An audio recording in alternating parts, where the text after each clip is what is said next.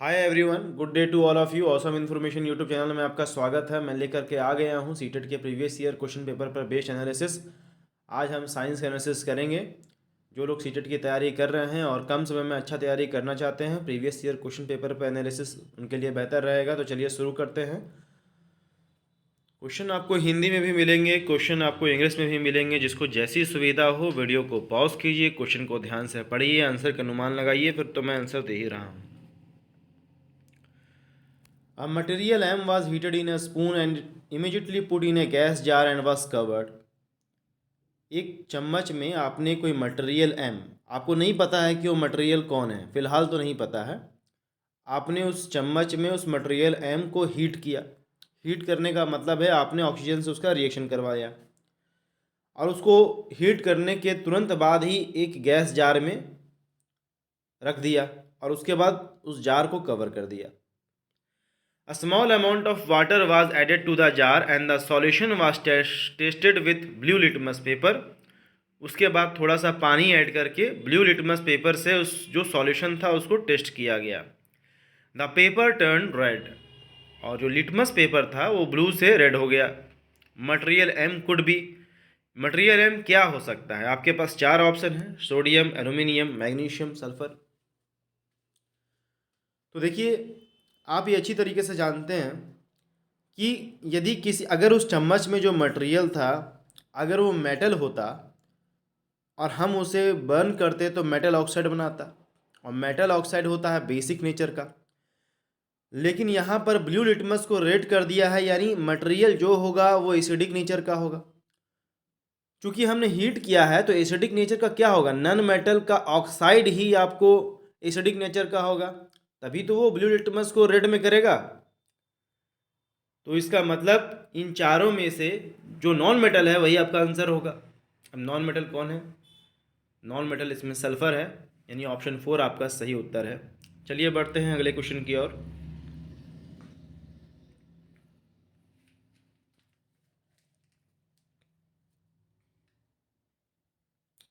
हिंदी में भी आपने क्वेश्चन देख लिया अभी। Question number 2, read the following statement and choose correct option. जो कथन दिए हुए हैं उनको पढ़िए और जो सही ऑप्शन है वो आप चुनिए। असर्शन मतलब कथन दिया हुआ है ए और उसके दो कारण दिए हुए हैं, रीजन R1 R2। कथन है cellulose rich food substance are good source of roughage for human beings. ये तो सही है। इसका कारण क्या दिया हुआ है? Cellulose get absorbed and converted into fibre during digestion. ये भी सही है। रीजन R2 दिया हुआ है the cellulose digesting bacteria convert cellulose into fibre. ये इसका सही कारण नहीं है। आप जानते हैं कि प्लांट्स, ऐसे फूड सोर्सेस जो प्लांट्स है उसमें सेल्यूलोज पाया जाता है, उसमें फाइबर की मात्रा होती है जो हमारे डाइजेस्टिव सिस्टम के लिए बहुत अच्छा होता है। इसमें क्या होगा कि R1 सही है और ए का करेक्ट एक्सप्लेनेशन है। तो इसका आंसर होगा 1, A is true and R1 is correct explanation for A. Next बढ़ते हैं हम लोग। देखिए हिंदी में भी है।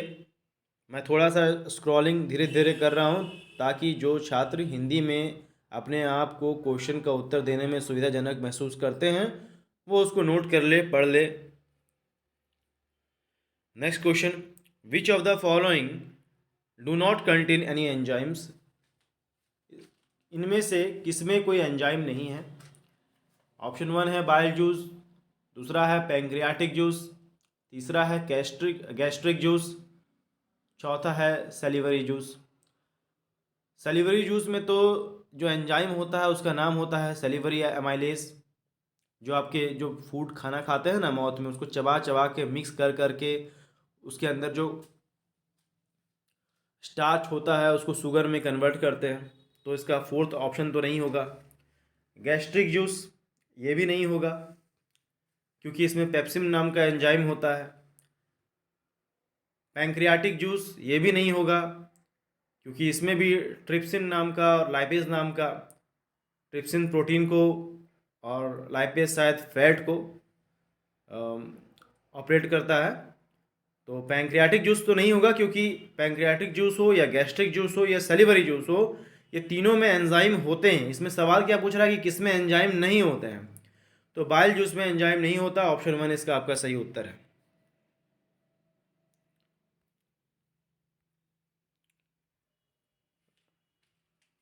Next question, 2 containers A and B contain 50 gram of ice at 0 degree Celsius and 50 gram of water at 0 degree Celsius respectively. आपके पास 2 container है ए और बी, एक में 50 ग्राम आइस है जो 0 डिग्री सेल्सियस पर रखा गया है, दूसरे में 50 ग्राम पानी है जो कि 0 डिग्री सेल्सियस पर रखा हुआ है। Both the containers are kept in the freezer of a refrigerator and allowed to reach thermal equilibrium. उन दोनों को फ्रीजर में आपने रख दिया है और उनको ये थर्मल इक्विलिब्रियम ऑब्टेन करने के लिए रखा गया है। Which of the following statement will be true, इनमें से कौन सा स्टेटमेंट ट्रू होगा? इसमें यही होगा कि बी जो है ज़्यादा हीट ए की तुलना में लॉस करेगा। यह है option 2, B will lose more heat than A. चलिए हम आगे बढ़ते हैं नेक्स्ट क्वेश्चन की और। देखिए हिंदी में भी है, हिंदी में पढ़ सकते हैं। 2 पात्र ए और बी में क्रमशः 0 डिग्री सेल्सियस पर 50 ग्राम बर्फ और 0 डिग्री सेल्सियस पर 50 ग्राम पानी है। यदि दोनों पात्रों को फ्रिज में रखकर ऊष्मीय संतुलन प्राप्त करने दिया जाए तो निम्नलिखित में से कौन सा कथन सत्य होगा? ऑप्शन 2 कि ए की अपेक्षा बी अधिक ऊष्मा खोएगा। अब हम नेक्स्ट बोलते हैं नेक्स्ट क्वेश्चन है आपका, the type of joint in elbow of our 4 limb undergo similar movement as of the door joint of the house, which joint is this? जिस तरीके से आपके दरवाजे में जो जॉइंट लगे हुए हैं जिससे आप दरवाज़ा को आगे पीछे कर सकते हैं, वैसे ही हमारे 4 लिम्ब में एल्बो में भी जॉइंट होता है। उसको क्या बोलते हैं? ये उसका नाम मिलता जुलता है। दरवाजे पे जो जिससे आप दरवाज़ा आगे पीछे कर सकते हैं, खोल सकते हैं, बंद करते हैं, उसको हिंजेस बोलते हैं। तो इसमें भी आपका आंसर होगा 3, हिंज जॉइंट। नेक्स्ट क्वेश्चन हम आगे बढ़ें। Deficiency of which vitamin lead to excessive bleeding from a wound? मतलब कि इनमें से कौन सा विटामिन होगा जिसकी कमी हो जाएगी आपके शरीर में तो आपके घाव में से ज़्यादा खून बह जाएगा, यानी खून का थक्का जल्दी जमने नहीं देगा। तो उसका उत्तर होगा के। इसको तो याद कर लीजिए। नेक्स्ट क्वेश्चन है, light enters from air into the following media successively and finally emerges. आपको मैं कंसेप्ट भी समझाता चल रहा हूँ यथासंभव, क्योंकि मैं ब्लैक बोर्ड पे या वाइट बोर्ड पे या ग्रीन बोर्ड पे तो आपको बता नहीं पा रहा हूँ। जो भी बता पा रहा हूँ लिमिटेशन से उसकी वर्बली बता पा रहा हूँ।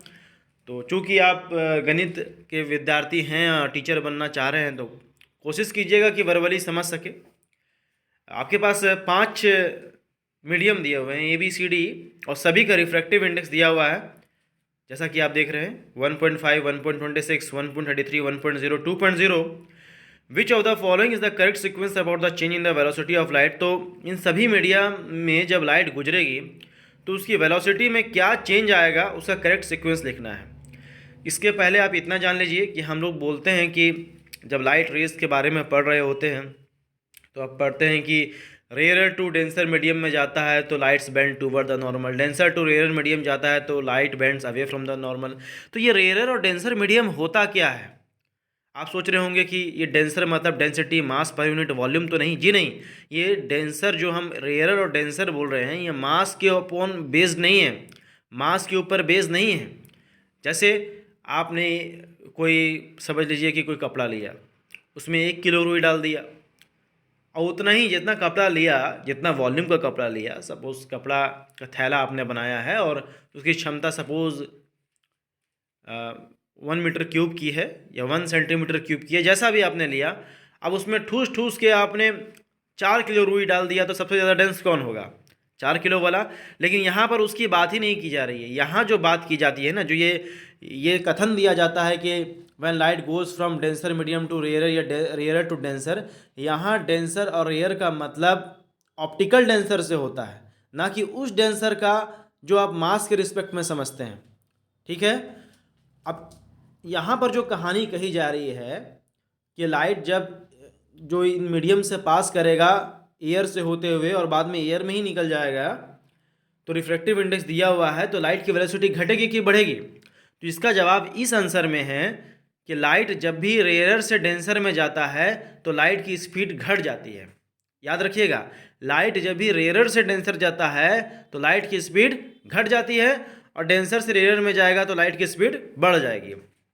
अगर आपने इन चीज़ों को समझ लिया है, यानी हम यहाँ ऑप्टिकल डेंसिटी की बात कर रहे हैं, इसको आपने समझ लिया, तो ये समझिए कि जिस मीडियम का रिफ्रैक्टिव इंडेक्स ज़्यादा होगा वो मीडियम ज़्यादा ऑप्टिकल डेंसर होगा और वहाँ पर लाइट की स्पीड कम हो जाएगी। आप सपोज कीजिए कि यहाँ क्या बोला है कि लाइट एंटर्स फ्रॉम एयर, हवा से एंटर करता है, into the following media, in media में, और फाइनली एमर्जेस, मतलब सक्सेसफुली रिफ्रैक्ट करके एमर्ज हो जाता है। इसका मतलब हवा से ही एंटर करना शुरू करता है और बाद में लाइट हवा में ही चला जाता है।